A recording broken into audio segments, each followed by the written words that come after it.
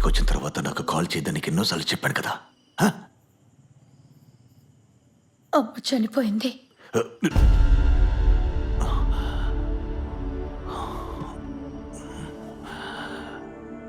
ఎవరూ లేరు, మీరొస్తారా?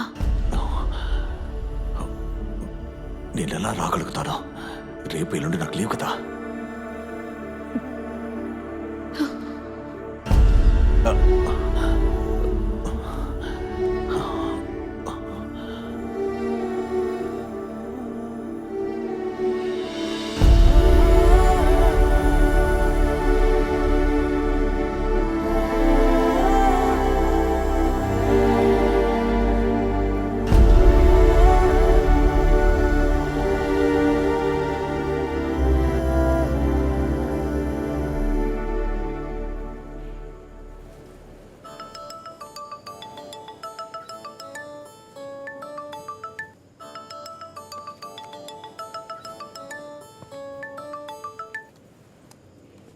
హలో, ఇక నువ్వు బాధపడాల్సిన అవసరం లేదు.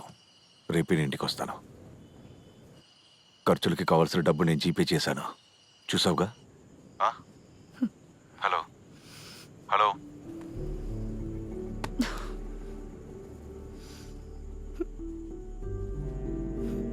మనం అనుకున్నంత మంచివాడు కాదమ్మా వాడు.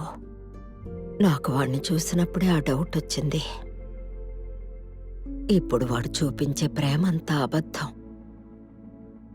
నీకేదన్నా కష్టం వస్తే వాడు వదిలి వెళ్ళిపోతాడు. అదేనమ్మా నాకు భయంగా ఉంది.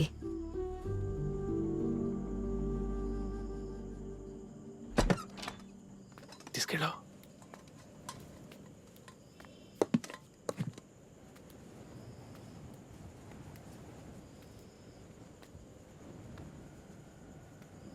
ఏమీ తినలేదు కదమ్మా. ఆయన ఎందుకు రాలేదమ్మా? వదిలేయండి, అయినా ఆయన వచ్చుండాల్సింది. మీలాంటి లివింగ్ టుగెదర్ మాలాంటి పెద్దవాళ్ళకి అసలు అర్థం కాదు. అందువల్లే చాలాసార్లు మీ అమ్మగారితో చెప్పాను. పోనీ నేను ఇక్కడ పడుకోనా? వద్దు, పర్వాలేదక్కా.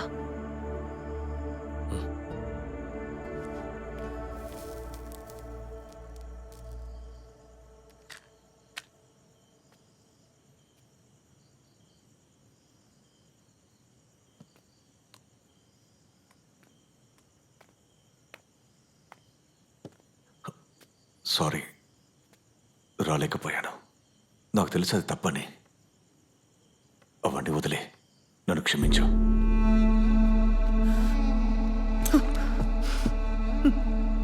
ఫుడ్ నేను రెడీ చేస్తాను.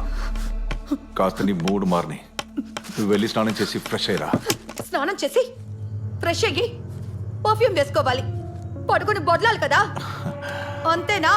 నన్ను చూసి ఈ మాట అంటున్నావా? అమ్మ చనిపోయిన ఇలాంటి సమయంలో నేను అలా చెప్తానా? అలా చేస్తానా? ఊరికే నటించకు.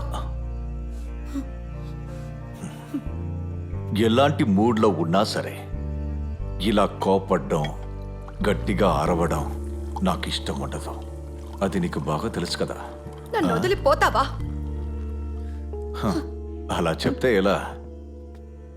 ఇదిగో తాగు, కాస్త కూల్ అవుతావు.